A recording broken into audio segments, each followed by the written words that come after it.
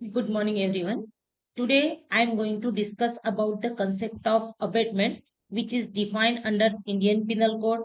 So, Chapter 5th and Section 107 to 120 define the concept of abatement. तो ये abatement होता क्या है? तो basically abatement means action of instigating, encouraging or promoting a person into committing an offense. कि जब कोई पर्सन किसी दूसरे पर्सन को कोई क्राइम करने के लिए, कोई रॉन्गफुल एक्टिविटी करने के लिए इंस्टिगेट करता है, उकसाता है, किसी तरह का इंकरेजमेंट देता है या फिर किसी तरह का एड देता है, तो उस कंसेप्ट को अबेटमेंट ऐसे कहते हैं। And in simple language abetment means to help someone in the commission of offence, कि रॉन्गफुल एक्टिविटी करने के लिए किसी भी प्रकार की पर्सन को हेल्प करना यानी अबेटमेंट होता है। एक्चुअली अबेटमेंट जो यह है, यह एक सेपरेट ऑफेंस है और हमारे इंडियन पिनल कोड में अबेटमेंट के लिए भी पनिशमेंट प्रोवाइड की गई है। Actually it is a inchoate crime. Inchoate crime means incomplete crime. कहने का मतलब यह है कि अबेटमेंट यह जो क्राइम है ये इनकम्प्लीट है। जैसे फॉर एग्जांपल मर्डर है, थेफ्ट है, रॉबरी है, डकैती है, ये खुद में ही अपने आप में कंप्लीट क्राइम है। बट हम लोग अबेटमेंट का बात करते हैं तो abetment is a incomplete crime. So section 107 of the IPC speaks about the types of abetment. तीन तरह के अबेटमेंट होते हैं। फर्स्ट है बाय इंस्टिगेशन, बाय कॉन्स्परेंसी और बाय इंटेंशनल एडिंग। इसका मतलब हम किसी को अगर इंस्टिगेट कर रहे हैं, किसी के साथ में हम रॉन्गफुल एग्रीमेंट कर रहे हैं, इलीगल एग्रीमेंट कर रहे हैं, या फिर हम किसी को गिल्टी इंटेंशन से कोई एड दे रहे हैं, कोई जिसे हम बोलेंगे कोई सजेशन दे रहे हैं, तो that is come under the section 107। लेकिन इसके अलावा भी बहुत अलग अलग तरीके से अबेटमेंट हो सकता है। But our IPC provide the three types of abetment. तो जब हम अबेटमेंट की बात करते हैं तो there is one case that is the Sanju versus state of Madhya Pradesh. इस केस में ऑनरेबल सुप्रीम कोर्ट ने अबेट का मीनिंग दिया है कि किस तरह से अबेट हो सकता है।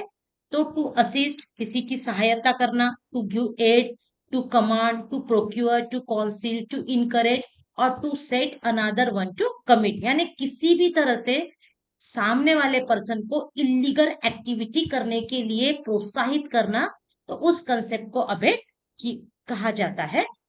तो अभी बात आती है कि हु इज एन अबेटर, ये अबेटर कौन होता है। तो जिसका डेफिनेशन सेक्शन 108 में दिया है।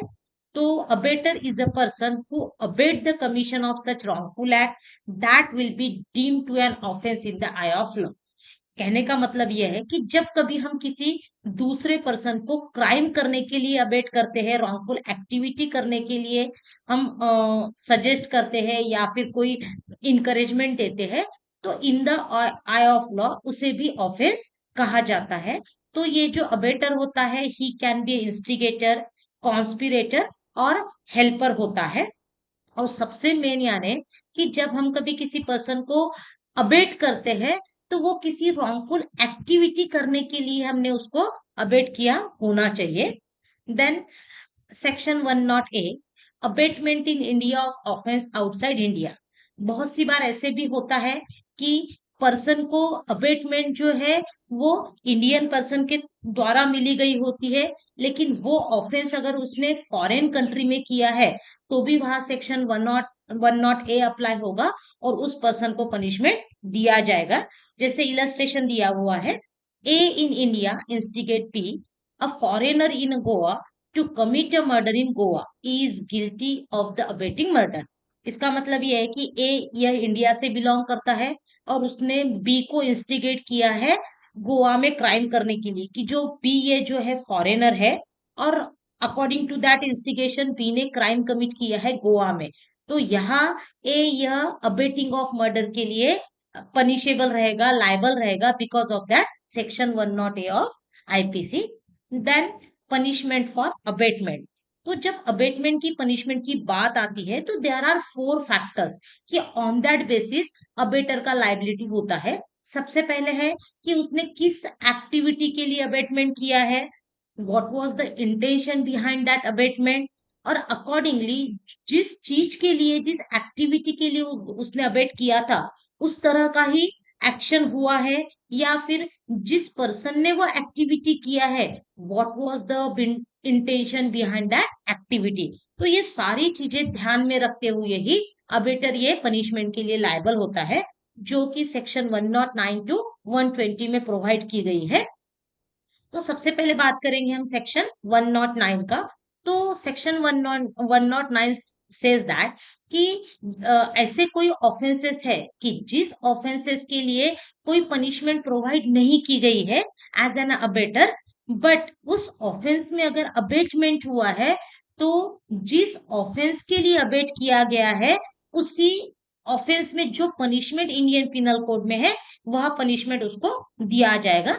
जैसे फॉर एग्जाम्पल कि अबेटमेंट ऑफ सुसाइड के लिए हमारे आईपीसी में पनिशमेंट है, but abetment of murder, abetment of theft, इसके लिए कोई पनिशमेंट नहीं है। लेकिन अगर कोई पर्सन किसी को अबेटमेंट थेफ्ट के लिए अबेट कर रहा है या फिर मर्डर के लिए अबेट कर रहा है, और अकॉर्डिंगली अगर वो एक्टिविटी हो जाती है, तो that person is liable according to section 379 of IPC और section 302 of IPC, that is the scope of 109. Then section 110 speaks that कि जब ये अबेटर, जब को किसी एक्टिविटी के लिए अबेट कर रहा होता है, तो समटाइम हैपन कि abettor at the time of abetting he having different intention, और जिस पर्सन को अबेटमेंट दिया है, वो पर्सन किसी दूसरे इंटेंशन से क्राइम करता है। बट section 1110 says that कि there is no demarcation between the intention of the abater और intention of the committer। तो यहाँ दोनों को जो पनिशमेंट मिलेगा वो सेम मिलेगा। जैसे एग्जांपल है, A instigated B to cause grievous injury to M for preventing him for taking part in the racing competition। तो A नाम के बंदे ने B नाम के बंदे को इंस्टिगेशन दिया है, उसको बोला है कि इसको इस तरह की इंजुरी करो कि यह पर्सन रेस जो होने वाला है उसमें पार्ट न ले पाए। तो अभी जो बी है, उसको खुद को भी उसके प्रति एंगर है, और उसने उसको मारने की कोशिश की है, और इस हिसाब से उसने क्या किए है, इंजुरी की है। एक्चुअली अबेटर जो है ए, उसने तो सिर्फ बोला था कि सिर्फ इंजुरी करना है, कि वो कंपटीशन में पार्ट न ले पाए।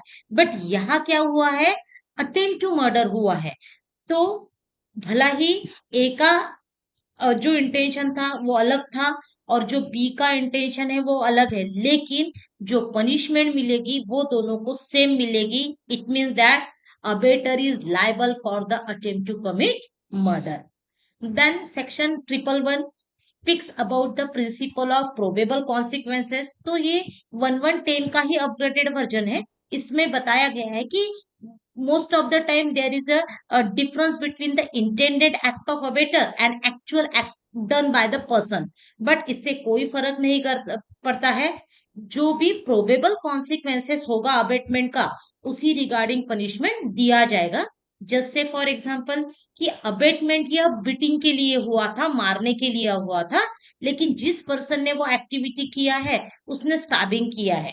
तो अभी देखिए, स्टैबिंग के लिए तो कोई तरह का अबेटमेंट नहीं था, फिर भी यह जो स्टैबिंग है वो under the influence of instigation है, under the influence of abetment है। तो यहाँ जो भी अबेटर रहेगा उसको स्टैबिंग के लिए भी पनिशमेंट होगा। देन सेक्शन 1112, ये भी एक्सटेंशन है सेक्शन 111 का। इसमें भी बताया है कि कभी कभी ऐसा होता है कि अबेटर कोई पर्टिकुलर एक्ट के लिए इंस्टिगेशन देता है, लेकिन जो एक्चुअल एक्टिविटी होती है वो मोर देन दैट होती है। फिर भी यहाँ abettor is also responsible for the ज्यादा जो एक्टिविटी हुआ है उसके लिए भी वो लाइबल रहेगा। जैसे for example, X instigated Y to commit kidnap to C. X ने वाई को इंस्टिगेट किया है सी को किडनैप करने के लिए। तो वाई ने अंडर इन्फ्लुएंस किडनैपिंग तो किया ही है, एंड आफ्टर किडनैपिंग उसने सी को मार दिया है। तो यहाँ जो हमारा एक्स है, ये अबेटमेंट ऑफ किडनैपिंग के लिए तो डेफिनेटली पनिशेबल होगा, लेकिन मर्डर के लिए भी पनिशमेंट होगा, बिकॉज ऑफ दैट कि जो कॉन्सिक्वेंसेस हो रहा है वो हो रहा है for the purpose of abetment. Then section 113 provide the कि where is a difference between the intended effect and actual effect, but यहाँ जो क्राइम कमिट हुआ है accordingly person will be liable for the punishment. Section 114 speaks that कि wherein the actual crime is committed in the presence of abater, it is important to note that his mere presence will not make him liable for the offense. He must be sufficiently near to give assistance और he must participate in the alleged offense. तो कहने का मतलब ये है sometime happen कि किसी person के प्रेजेंस में कोई रॉन्गफुल एक्टिविटी होता है, तो mayor presence is not sufficient कि उसको हम नहीं बोल सकते हैं कि वो प्रेजेंट था, इसका मतलब उसने कोई अबेट किया है। नो, अबेटमेंट के लिए प्रॉपर इंस्टिगेशन होना चाहिए, प्रॉपर असिस्टेंस होना चाहिए या प्रॉपर हेल्प होना चाहिए। देन सेक्शन 115 सेज दैट कि punishment of abetment of those offence which attract the death sentence. Sometime happen कि पर्सन जो है वो इस तरह के ऑफेंसेस के लिए अबेट करता है कि जिसमें पनिशमेंट ये डेथ सेंटेंस है। तो इसमें टू सिचुएशंस होता है। First, when the offense was not committed in consequences of abatement, then the punishment is 7 years. जैसे फॉर एग्जाम्पल मैंने किसी पर्सन को मर्डर के लिए इंस्टिगेट किया है, लेकिन वो पर्सन ने मना कर दिया कि ना मैं मर्डर नहीं करूंगा, फिर भी मुझे अबेटमेंट ऑफ मर्डर के लिए 7 years का punishment as well as fine हो सकता है। या फिर मैंने जो ऑफेंस के लिए सामने वाले को अबेट किया था उसी के कॉन्सिक्वेंसेस से ऑफेंस हुआ है, मर्डर हुआ है, तो वहां जो पनिशमेंट रहेगा वो 14 years रहेगा एज वेल एज फाइन रहेगा। देन सेक्शन 116 बोलता है कि जहां पनिशमेंट ये इम्प्रिजनमेंट फॉर लाइफ है, इस तरह का कोई ऑफेंस के लिए अबेटमेंट हुआ है, तो again there are two things. First is that कि जिस चीज के लिए मैंने अबेट किया है, कि जिस रॉन्गफुल एक्टिविटी में लाइफ इम्प्रिजनमेंट है, पनिशमेंट है, बट जिस पर्सन को मैंने अबेट किया था उसने वो एक्टिविटी नहीं की है, तो I am liable for the 1/4 of the punishment of that offence. या फिर मैंने किसी पब्लिक सर्वेंट को अबेट किया है, इंस्टिगेट किया है, बट उस पब्लिक सर्वेंट ने वो एक्टिविटी करने से डिनाई कर दिया है, तो I am liable of the half punishment of the actual offence as well as fine. तो कहने का मतलब यही है कि हम जब किसी को अबेट करते हैं, तो अगर वो ऑफेंस ना भी हो तो भी हमें अबेटमेंट के लिए पनिशमेंट हो सकता है।